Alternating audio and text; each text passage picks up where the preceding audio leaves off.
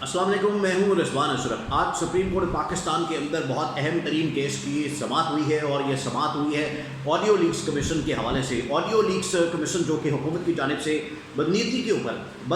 اوپر ایک سازش کر کے، ایک پلان کر کے، خود ہی ایک سازش کرتے ہیں، خود ہی ایک پلان کرتے ہیں، خود ہی آڈیو لیکس کرتے ہیں، اور اس کو جانچے بغیر، اس کی تصدیق کیے بغیر، اس کے کانٹینٹ کو جانے بغیر خود ہی کہہ دیتے ہیں کہ یہ چیف جسٹس کے خلاف ہے، یہ فلانے جج کے خلاف ہے۔ اس کے اوپر ایک کمیشن بنا دیتے ہیں، اور کمیشن بنانے کے بعد انہی ججز کے اوپر پریشر ڈالا جاتا ہے، انفلوئنس کیا جاتا ہے۔ لیکن جب آڈیو لیکس کمیشن کے خلاف درخواستیں آتی ہیں تو درخواستوں کے اوپر اب سماعت ہوئی ہے، اور 5 رکنی لارجر بینچ نے چیف جسٹس عمر عطا بندیال کی سربراہی میں بہت اہم ترین کیس کی سماعت ہوئی، اور اس کے اندر جو ریمارکس کیے گئے ہیں بہت شاندار ریمارکس ہیں۔ اس سے پتہ لگتا ہے کہ یہ آڈیو لیکس کمیشن کے ساتھ ساتھ حکومت بھی فارغ ہو جانی ہے، حکومت بھی اڑ جانی ہے، اور چیف جسٹس نے حکومت کی دھجیاں اڑا کے رکھ دی ہیں اور پرچے اڑا کے رکھ دیے ہیں، جس طریقے سے چیف جسٹس نے اور ان کے ساتھ بیٹھے ہوئے ساتھی ججز نے، جو یہ 5 رکنی لارجر بینچ ہے، 5 رکنی، اس کے اندر چیف جسٹس اور 4 اور ججز، ساروں نے اڑا کے رکھ دیا اٹارنی جنرل کو بھی اور اس حکومت کو بھی، اور اہم ترین وزیروں سے متعلق جو ریمارکس دیے وہ بڑے زبردست ہیں۔ آپ نے اس کو سننا ہے، سمجھنا ہے، اور یہ جو حکومت کرتی پھر رہی ہے، پوری ایک سازش کرتی ہے، پورا پلان کرتی ہے کس طریقے سے ججز کو انفلوئنس کرنے کے لیے، ان کو ٹارگٹ کرنے کے لیے، ان کو انڈر پریشر لانے کے لیے، یہ پوری کی پوری سازش کو آج اڑا کے رکھ دیا چیف جسٹس آف پاکستان نے۔ یہ اہم ترین کیس کی سماعت وہ میں نے آپ کے سامنے رکھنی ہے۔ اور سیکنڈ،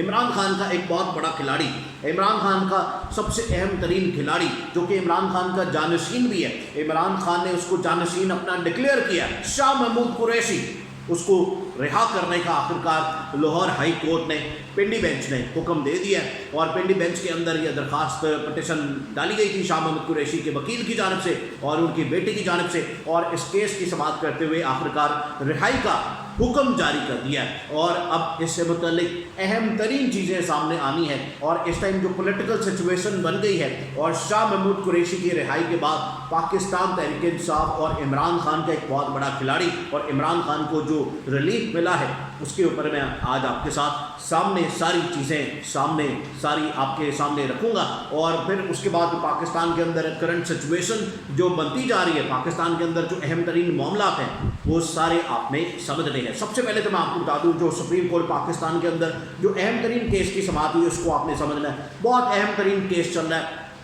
اس وقت سپریم کورٹ پاکستان کے اندر چیف جسٹس عمر عطا بندیال کی سربراہی میں، اور چیف جسٹس عمر عطا بندیال نے اس کیس کے اندر بڑے اہم ترین ریمارکس ہوئے۔ شعیب شاہین ہے، جو کہ سپریم کورٹ بار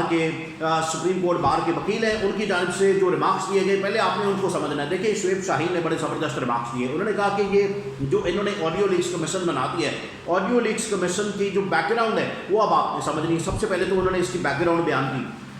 شعیب شاہین نے کہا کہ یہ معاملہ کیسے شروع ہوتا ہے، کہاں سے یہ آڈیوز آتی ہیں، اور سلسلہ کب سے شروع ہوتا ہے، یہ آپ پہلے سمجھیں۔ معاملہ اصل میں شروع ہوتا ہے کہ جس وقت سپریم کورٹ کی جانب سے، چیف جسٹس کی جانب سے الیکشن کے معاملات کے اوپر، پنجاب کے اندر اور کے پی کے اندر، 2 صوبوں کے اندر الیکشن کے معاملات کے اوپر جب نوٹس لیا جاتا ہے، جب ان کی جانب سے ان کو نوٹس لے کے اس کے اوپر سماعت شروع ہوتی ہے، تو ایک ایک کر کے اس کے اوپر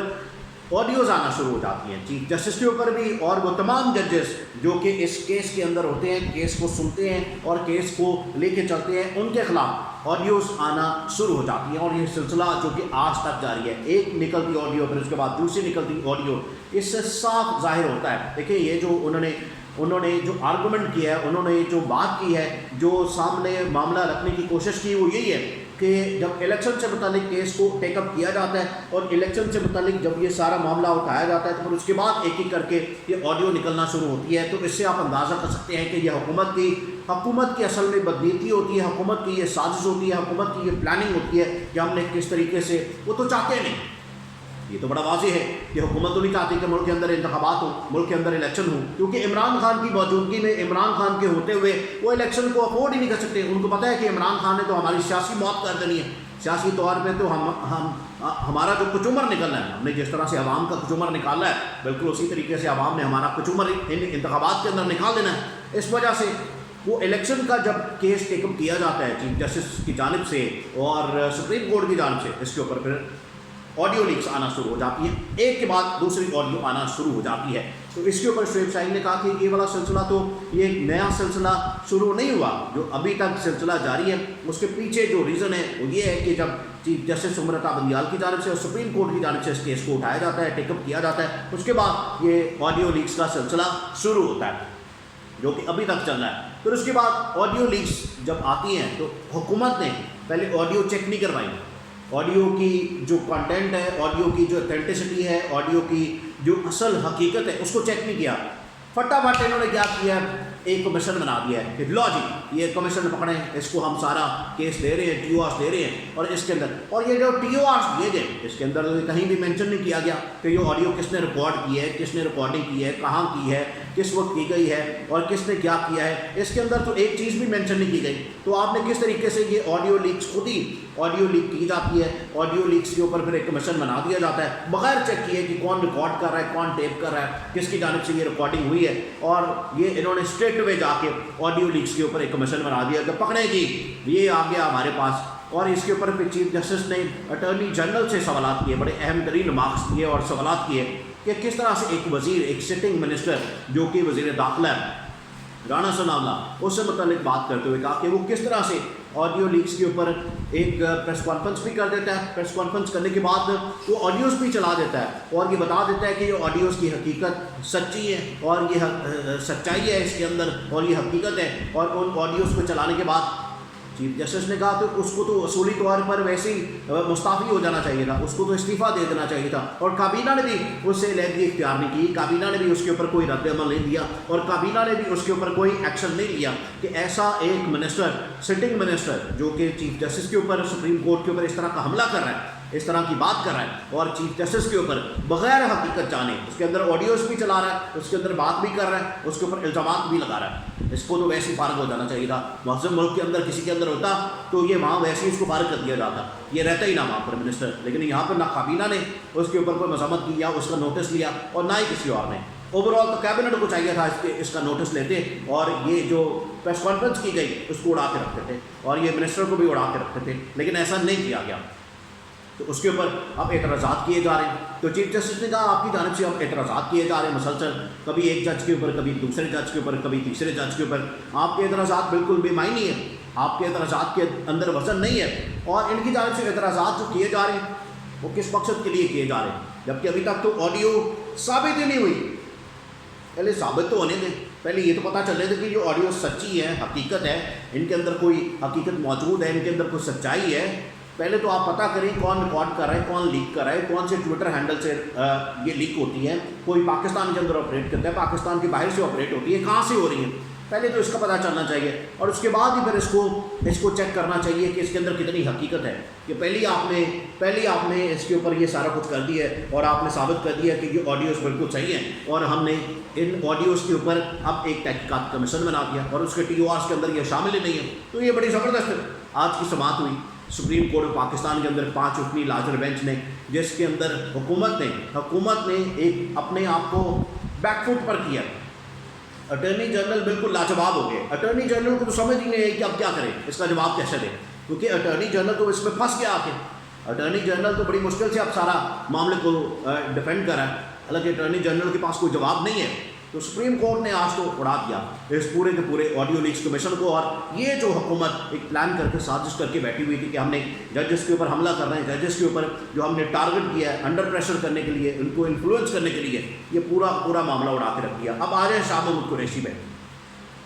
पाकिस्तान तहरीक इंसाफ का एक बहुत बड़ा खिलाड़ी, अहम तरीन खिलाड़ी, जो कि पाकिस्तान तहरीक इंसाफ का जानशीन इमरान खान के बाद जो कि सरबरा बन सकता है इमरान खान की गिरफ्तारी की सूरत में। कि इमरान खान ने पहले ही डिक्लेयर कर दिया था कि अगर मैं गिरफ्तार होता हूँ तो उसके बाद शाह महमूद कुरैशी मेरी पार्टी को लीड करेगा और शाह महमूद कुरैशी मेरा जानशीन है, वो पार्टी को चलाएगा। ये अब लाहौर हाई कोर्ट के पिटी बेंच के अंदर समाअत होती है और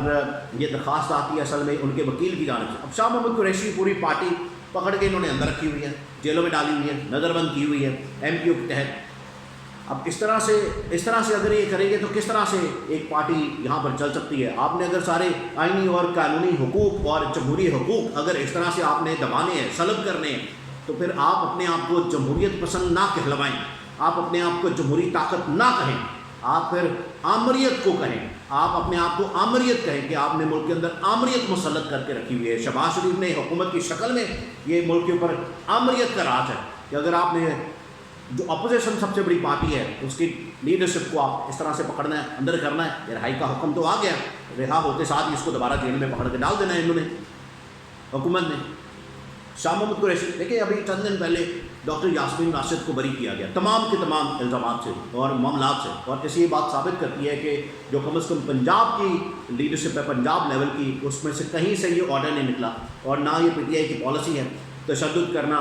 جلاؤ گھیراؤ کرنا، مار دھاڑ کرنا، یہ واضح کرتی ہے۔ اور اب second in command P T I کے اندر Shah Mahmood Qureshi, vice chairman P T I, اب اس کی رہائی کا حکم یہ واضح کرتا ہے کہ الزامات کے اندر کوئی حقیقت نہیں ہے، کوئی یہ الزام ثابت نہیں کر سکتے حکومت والے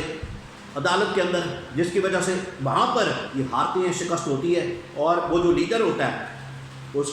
کے معاملے کے اوپر جب یہ سماعت ہوتی ہے کیس کی، تو وہ لیڈر اس میں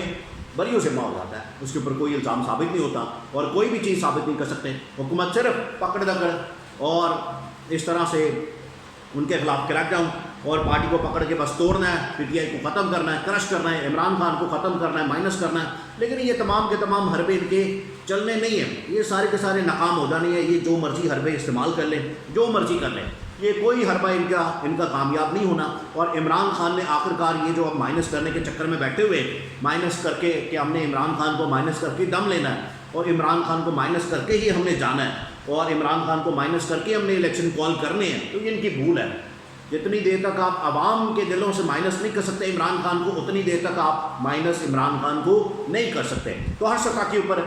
عمران خان سرخرو ہو رہا ہے، اس کو کامیابی مل رہی ہے، اور حکومت والوں کو شکست مل رہی ہے۔ حکومت کے مقدر کے اندر یہ شکست لگی ہوئی ہے، آئینی اور قانونی محاذ ہو جائے اس کے اندر آپ دیکھیں کہ آج کس طرح سے سپریم کورٹ کے اندر